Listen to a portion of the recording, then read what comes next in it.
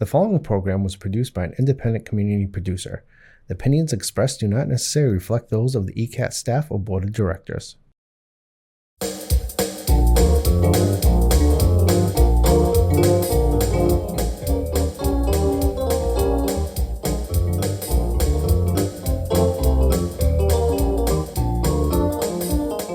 Hello and welcome to my program, Purpose-Driven Aging, where we delve into the realities of aging and uncover the keys to a purpose-driven life. I'm your host, Heery. I've been an RN for over 40 years. Prior to this, I was an elder care business owner and ran a geriatric care management practice for 20 years. I'm now a writer and producer of educational programs that help you with your aging experiences. All of us are aging, so we all have aging experiences. Hi, there's Kathy. As your host each month, we focus on different parts of getting older. My first program outlined the 10 domains of a purpose-driven aging experience. Each month, we're going to dive deeper into various aspects of these 10 domains. So today, we're going to look at the domain of health, and we're going to focus on renewing health by minimizing chronic inflammation. So let's dive in. So as you'll see on this slide, we're going to be looking today at understanding the ways that chronic inflammation affects you, and also what you can do about it, specifically what you can do about it. So first, we're going to look at the differences between acute inflammation and chronic inflammation, and they are significant. We're going to look at reasons our food supply causes inflammation or contributes to the inflammation. We're going to then look at how inflammation affects an aging body. So the inflammation affects how our body functions.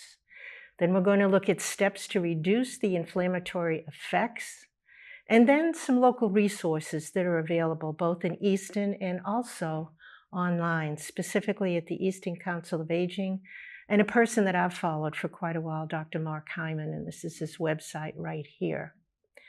So before we get started, I want to really dive in a little bit to the differences between acute and chronic inflammation.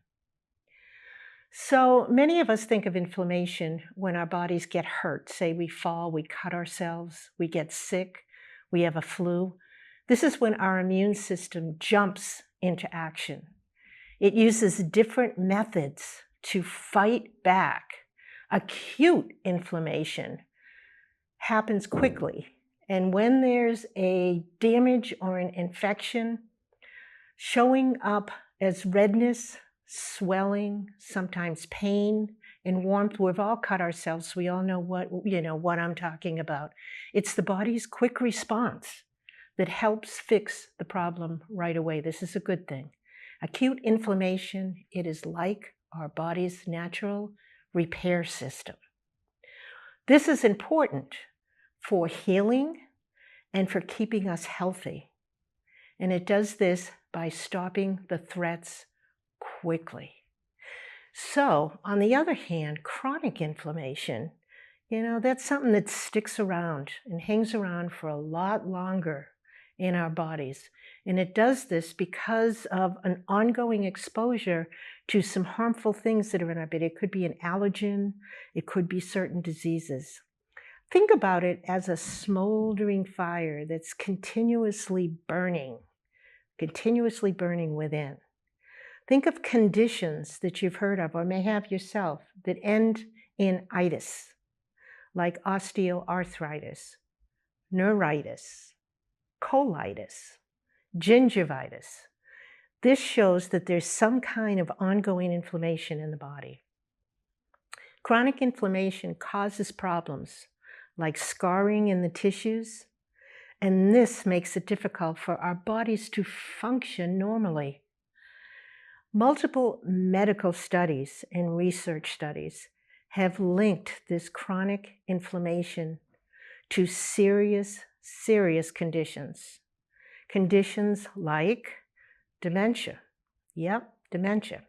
Diabetes, heart disease. So it's important to understand the differences, the specific differences between acute and chronic inflammation, and how they affect you, how they affect health. And again, while acute inflammation is a necessary and it's a vital response and a shield for healing, chronic inflammation is a risk to our health. So we might sit back and think, so how did we get here? Has chronic inflammation been around forever? Or is it something that's kind of been brought forward because of the way we've lived our lives, I'd say over the past 100 years? So what we're going to look at here is how our food supply came to promote chronic inflammation. And you'll see this up here on your screen. So our food supply, isn't that regulated? Isn't that okay to buy food in the stores? Well, the short answer is yes, but the longer answer is got to pay attention. So over the past few decades, the way we eat and what we eat has changed a lot, especially in Western countries. We have shifted or moved away from natural healthy foods to ones that are quick and easy, but sometimes not so good for us. This has happened for a bunch of different reasons, like money, society, preferences, and of course, politics. Next, well, let's look at the specifics of it, such as big farms and chemicals. Farms grew really big, and started using lots of chemicals to grow more food. While yes, this helped make food cheaper and more available, it also damages the soil, and it makes for less diverse crops and also pollutes our water. So what does this mean? This means the food we get isn't really good for us. What's another reason? We have the processed and the ultra-processed food booms. Companies started making more processed foods, and this happened probably in the 60s or 70s when people wanted quick meals. We had working parents. There really wasn't anyone at home cooking like there was back in the early part of the 20th century. But these quick meals and foods are stripped of good stuff like fiber and filled with things like sugar and unhealthy fats. Our busy lives find us all seeking out food that's quick and easy and we can be made, whether it's for ourselves or for our families. This means we're eating more fast foods and snacks and probably eating too much of them. And believe me, this does make us sick and it leads to diseases like diabetes and obesity. There was a time we were not an obese nation. Now take a look around you today.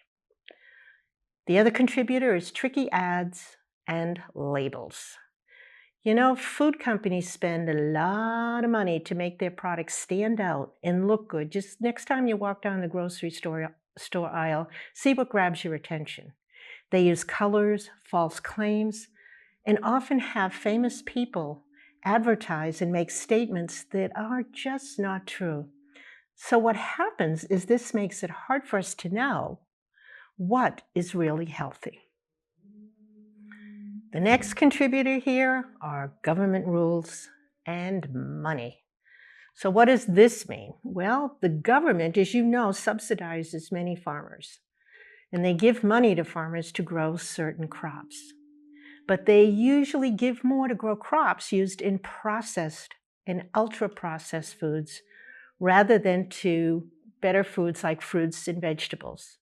So what does that mean? That junk food is cheaper and healthier options are more expensive? I don't have to tell you that. And finally, we're looking at global trade. Food from all over the world is available, but it also means that we're getting stuff that is not safe and often, or it may, let me put this way, it may not be good for us. Certain trade deals sometimes make it harder for governments to ensure that the foods that are imported are really safe. And we're probably aware now of more and more of the recalls that are happening. And I'm not blaming this on trade because it can happen internally too, but we have to pay attention to where our food comes from. So what we're going to do now is look at 7 ways chronic inflammation impacts our body, impacts our health. Now, it didn't appear randomly. Chronic inflammation does not appear randomly. It's there. Something is causing it. Something is triggering it. So what are these causes or the drivers of inflammation? Well, basically the number 1, 2, and 3 reasons is diet.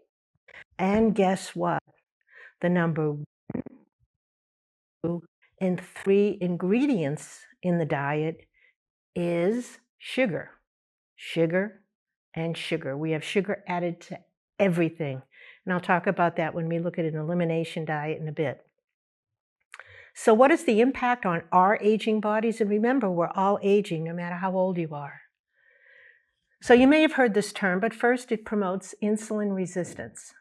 Chronic inflammation upsets the way sugar is controlled in our body. So normally insulin helps the cells use sugar for energy, and it keeps our blood sugars stable in a certain range.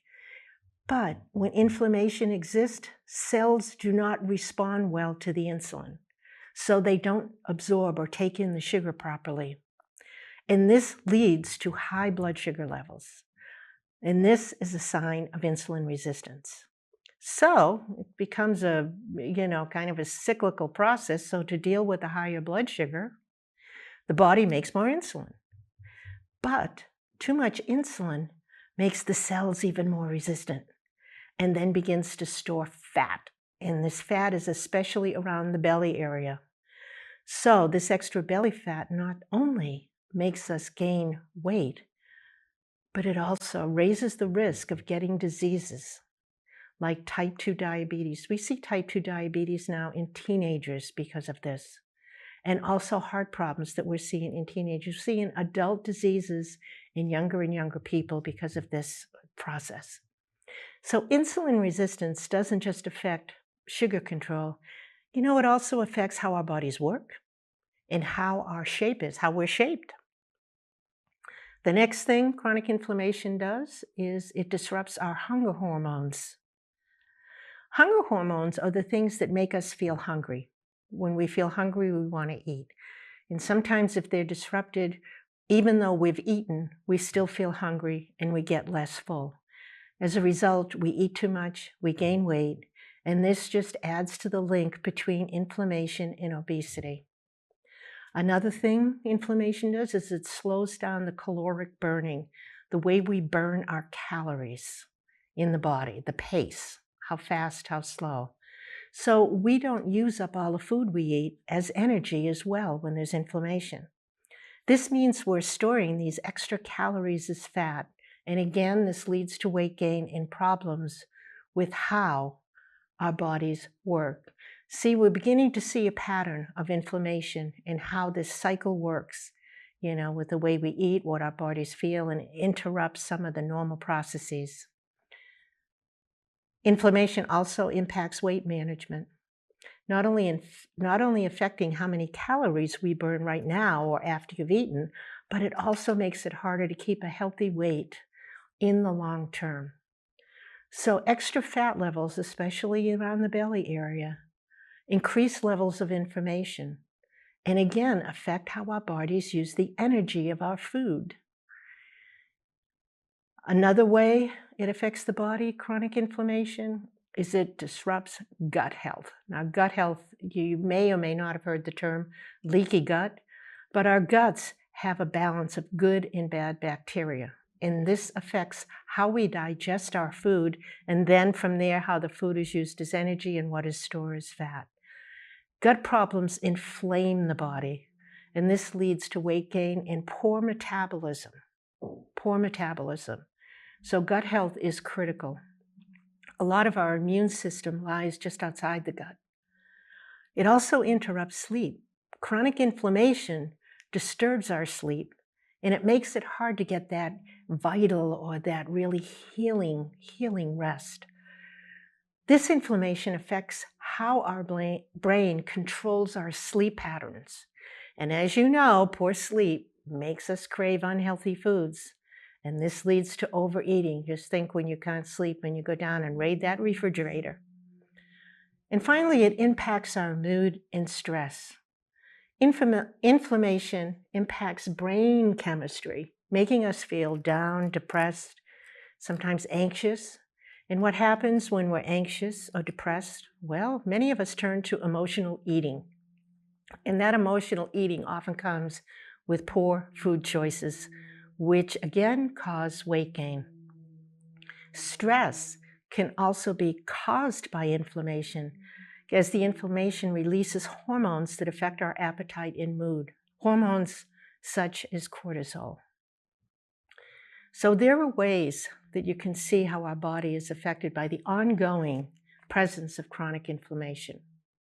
So what can you do? Let's look at some ways that you can reduce chronic inflammation in your life. So now we're going to look at 5 ways to reduce chronic inflammation in your life. So unfortunately, many of us take in too many calories and not enough nutrients. So let's look at the things that you can do. First, shop local. You know, Easton has quite a few farm stands and locally grown foods. In purchasing locally, you avoid the contamination of processes and imported foods. Shopping locally plays a pivotal role in reducing chronic inflammation by promoting access to fresh whole foods. Local produce, often sourced from nearby farms, tends to be harvested at its peak ripeness, retaining higher levels of nutrients compared to produce that has had to travel long distances.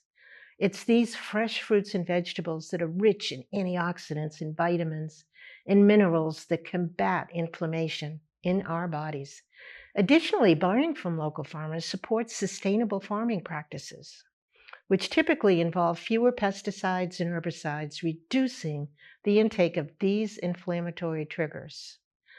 Furthermore, shopping locally fosters a sense of community and connection, and this positively impacts mental health and stress levels, believe it or not. Local markets and shops often provide a more personalized shopping experience, allowing us as customers to interact with the growers and the artisans, fostering relationship and a deeper understanding of where our food originates. Next, keep a journal and practice mindful eating. You know, a food journal helps you gain insight into your own eating habits and actually leads to better healthier choices. Choosing a format that suits your lifestyle, whether you use a notebook, mobile app, or digital spreadsheet, you begin by recording everything you consume throughout the day. Meals, snacks, beverages, and even those condiments. How many ketchup packets? Be thorough and honest with your entries, because and be aware of portion sizes. It's helpful to jot down the time of day and what your mood is when you're eating, because this provides valuable context for understanding your own patterns and triggers. Consistency is the key here for maintaining a food journal. Make it a habit to record your food intake immediately after eating, or at least at the end of each day for accuracy. Regularly review the journal and look at the patterns and areas you may need to adjust. This will support your own personal health and wellness goals, and it does make a difference. Next, and this is a big one, beware of food allergies. They impact the quality of your life, ranging from mild discomfort to severe, potentially life-threatening reactions.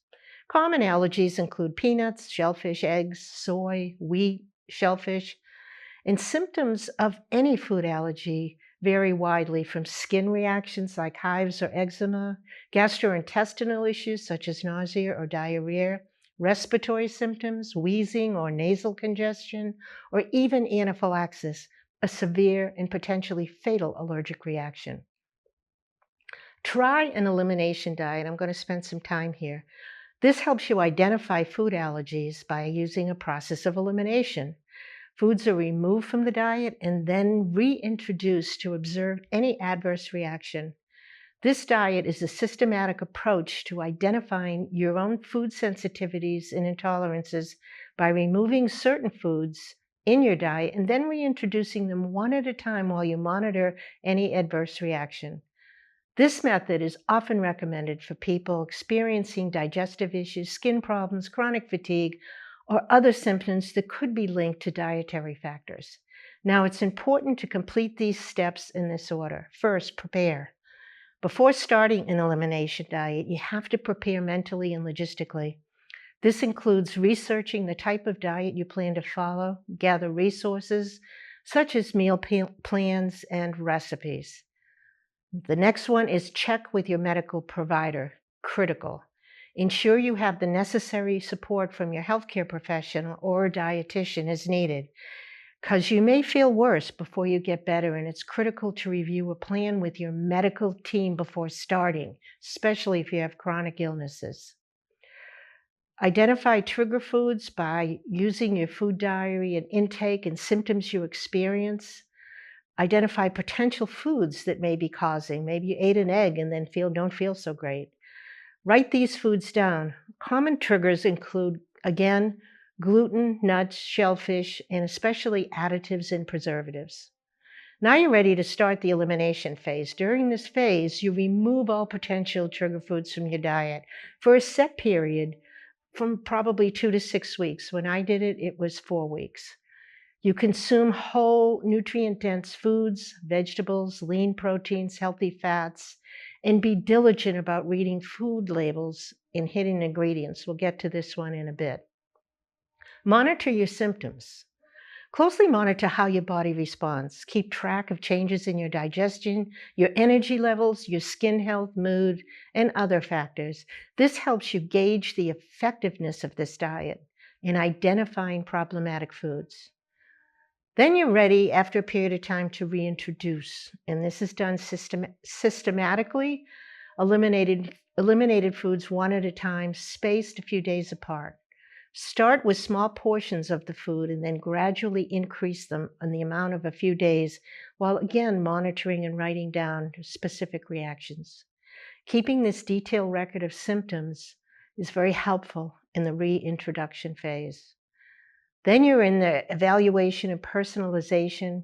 We have completed the reintro, and now you're looking at symptoms experienced with the reintroduced foods.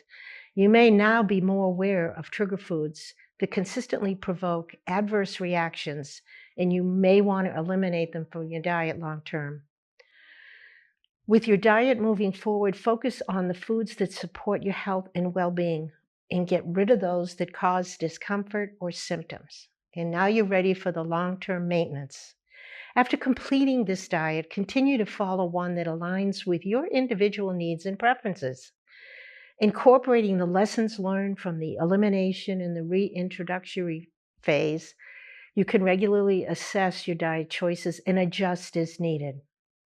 And this is going to make a big difference in how you feel. Believe me, I've done this. So what I would like to do now is, there's a food label over to your right on the screen. And I want to go through the key pieces of reading a food label. Now, many of you have done this, but it's critical to know what it is you eat. Food labels provide essential information as well as the nutritional content of the product, helping you choose foods that align with your health goals and dietary needs. So here is a step-by-step guide on how to effectively read a food label. First, serving size. Look at the serving size, which is usually listed at the top of the label. It tells you the amount of food the nutritional information is based on. The serving size is the actual amount that you consume. So if you consume more than that, you have to calculate it to the other nutrients. What are the calories in that serving size? The calories are the amount of energy that food provides. Be mindful of your daily caloric intake goals and adjust portion sizes. Look at the nutrients, the amount of key nutrients, macro, micro, such as carbohydrates, fats, sugars, proteins. Pay attention to the quantity in grams and the percent daily value. This percent daily value shows you how much of that food contributes to a daily diet based on 2,000 calories. Aim to focus on those that are lower in fat, in salt, and high in fiber, and good minerals. The ingredient list, look and see what the product is made of. Now remember, ingredients are listed in descending order by weight. So the first few ingredients make up the majority of the product. Watch out for added sugars, and they're listed as added sugars, unhealthy fats, artificial colors, preservative. Choose products with shorter ingredient lists and recognizable whole food ingredients. It also lists any additives. Check to see if you're allergic or they may cause you problems from your elimination.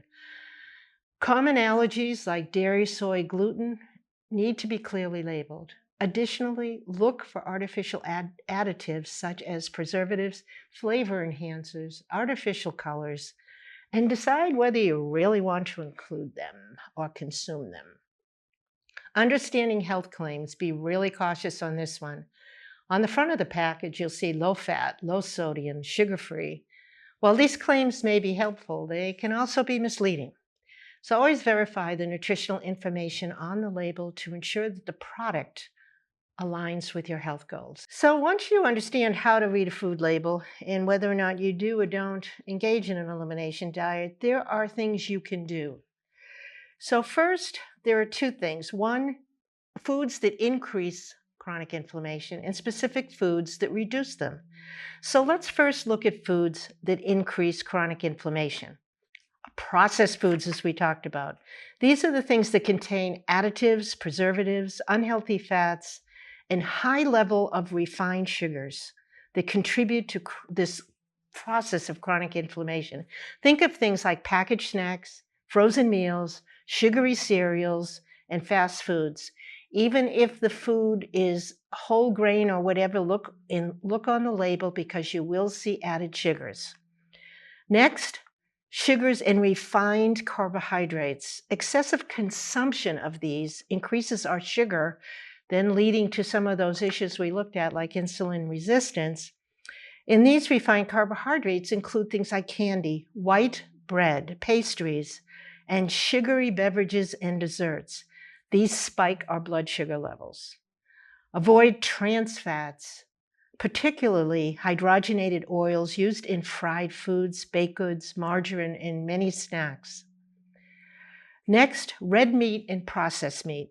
Now, red meats like beef, pork, and lamb can be taken in moderation, but not consumed every day, as well as processed meats like bacon, sausage, and hot dogs. They have high level of saturated fats and compounds. And finally, things to avoid, artificial additives and preservatives. They are on labels. Food additives such as artificial colors and flavors, sweeteners, and they're found in many packaged foods. So these are things you want to think about and maybe avoid. So what do you want to focus on? Again, fruits and vegetables. Think of a very colorful plate. These fruits and vegetables are rich in antioxidants, phytochemicals like berries, leafy greens, tomatoes, and bell peppers. Go with fatty fish. Salmon is great. If you're into fresh fish, mackerel and sardines are rich in omega-3 fatty acids.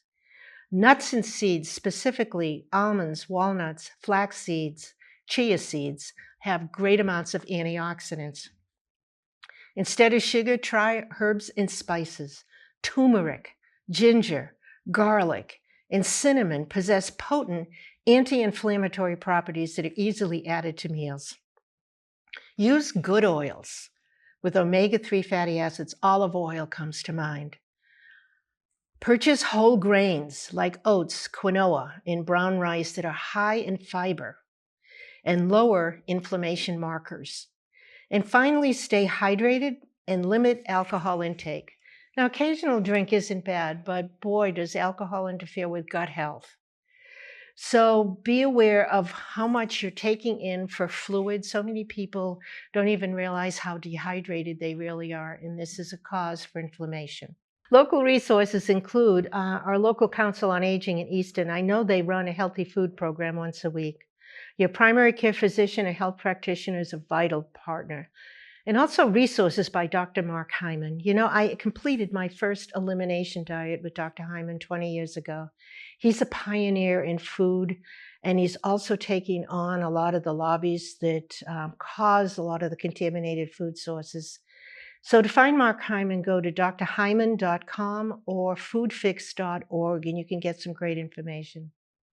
So as we close out, remember, purpose-driven aging isn't just about growing older. It's living each day with meaning and making a difference in the world. It encourages us to approach life with purpose, passion, and intention.